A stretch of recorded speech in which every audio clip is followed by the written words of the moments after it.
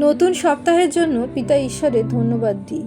পবিত্র বাইবেল ফিলিপিওদের প্রতি সাধু পৌলের পত্রে 4:13 সাধু পল বলেন, যিনি আমাকে শক্তি দেন তাহাতে আমি সকলই করিতে পারি।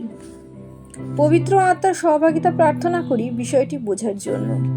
প্রভু যিশুকে আমরা যখন বিশ্বাস করি, তিনি যেমন বলেছেন তিনি সেই সহায়কে পাঠাবেন আমাদের জন্য, যে সহায় আমাদের সকল কাজে সহায়তা করবেন। সকল কাজে তিনি আমাদের পথ দেখাবেন, প্রভু যিশুর দিকে তিনি নির্দেশ করবেন। সেই সহায় প্রভু যিশুর আত্মা, খ্রিস্টের আত্মা, পবিত্র আত্মা, যা পিতা আমাদের দিয়ে থাকেন যখন আমরা প্রভু যিশুকে ত্রাণকর্তা হিসেবে বিশ্বাস করি, পরিত্রাতা রূপে গ্রহণ করি। এই পৃথিবীতে আমরা যে কোনো পরিস্থিতির সম্মুখীনই হই না কেন, আমরা যদি প্রভু যিশুকে ধরে থাকি, তার বাক্যে থাকি, পবিত্র আত্মার সহভাগিতা যে কোনো সময় আমরা লাভ করি এবং যে কোনো পরিস্থিতির ঊর্ধ্বে ওঠার জন্য যে শক্তির প্রয়োজন তা পবিত্র আত্মা আমাদের দান করেন। প্রভু যিশু আমাদের সকল পাপভার গ্রহণ করেছেন, আমাদের পাপের শাস্তি তিনি ক্রুশে বহন করেছেন এবং সেই জন্যই প্রভু যিশুকে গ্রহণ করলে তার ধার্মিকতা আমরা লাভ করি এবং যখন সেই জাজমেন্টের দিনে, বিচারের দিনে আমরা ঈশ্বরের সম্মুখীন হব, তিনি আমাদের মধ্যে প্রভু যিশুকে দেখবেন। এবং আমরা যে বিশ্বাস করি প্রভু যিশু আমাদের পাপভার গ্রহণ করেছেন, সেই জন্য আমাদের পাপের শাস্তি যে তিনি গ্রহণ করেছেন তা পিতা ঈশ্বর সেই হিসেবে তার যে পুরস্কার বা তার যে ক্ষমা তিনি আমাদের দান করবে। কারণ একই অপরাধের জন্য দুবার শাস্তি পাওয়া যায় না। আমাদের জীবনে যা কিছু অপরাধ আমরা করে থাকি, প্রভু যিশুকে বিশ্বাস করলে সেই অপরাধের শাস্তি তিনি গ্রহণ করেন এবং তিনি নিষ্কলঙ্ক মেষশাবক, তার ধার্মিকতা তিনি আমাদের দান করেন।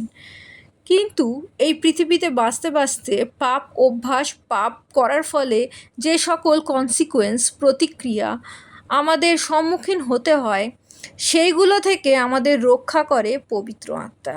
অর্থাৎ আমরা যদি আগুনে হাত দিই, আমাদের অবশ্যই হাত পুড়বে, কিন্তু আগুনে হাত দেওয়া থেকে আমাদের বিরত করে পবিত্র আত্মা। আমরা যখন মিথ্যে কথা বলি, মানুষের সাথে খারাপ ব্যবহার করি, সেইগুলো আমাদের পাপ অভ্যাস।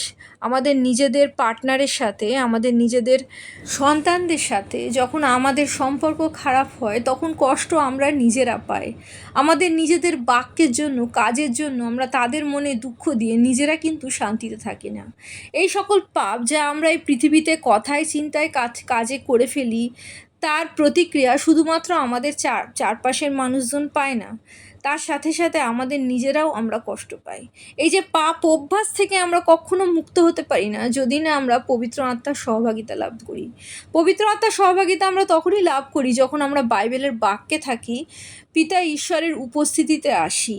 কারণ পিতা ঈশ্বর আমাদের সাথে কি বলতে চাইছেন, তার আত্মা আমাদের আত্মাকে কি বলছে, তা আমরা তখনই বুঝবো যখন আমরা বাইবেলের বাক্যে থাকবো, পিতা ঈশ্বরের সাথে সময় কাটাবো এবং পবিত্র আত্মা, যিনি ঈশ্বরের আত্মা, তিনি তার পরিকল্পনা আমাদের হৃদয়ে দান করবেন।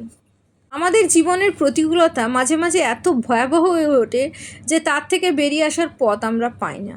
কিন্তু দেখা যায় পবিত্র আত্মার সহভাগিতায় যদি চলি, খুব সাধারণভাবে, খুব সহজেই, অথবা খুব সহজ সমাধান যা আমার চোখের চারপাশে ঘুরছে, আমাদের চারপাশে আছে, যা আমরা দেখতে পাচ্ছি না, তা কিন্তু পবিত্র আত্মা আমাদের দেখিয়ে দেন।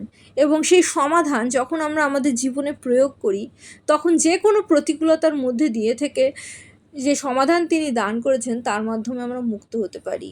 বাইবেল থেকে আমরা দেখি যে জেরিকোর সেই চারদিকের দেওয়াল কিভাবে ভেঙেছিল, উঁচু প্রাচীর, তার চারদিকে ইসরায়েল জাতি বাজনা বাজিয়ে পরিভ্রমণ করেছিল 7 বার এবং 7ম বার সেই প্রাচীর ভেঙে যায়।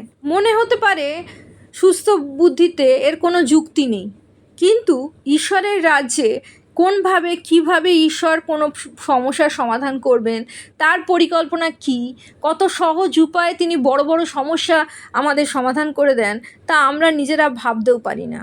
কিন্তু সেই সমাধানের পথ আমরা পবিত্র আত্মার মাধ্যমে পেতে পারি। তাই তো সাধু পল বলেন, আমাদের জীবনে যা কিছু করতে আমাদের শক্তিতে কুলায় না, আমাদের শক্তিতে কিছুই কুলায় না করতে।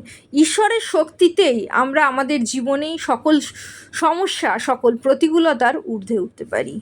এবং শুধু প্রতিকূলতা নয়, জীবনে ঈশ্বরের পরিকল্পনা পূরণ করতেও যে শক্তি প্রয়োজন তাও তিনি আমাদের দান করেন। প্রভু যিশুর জয় হোক।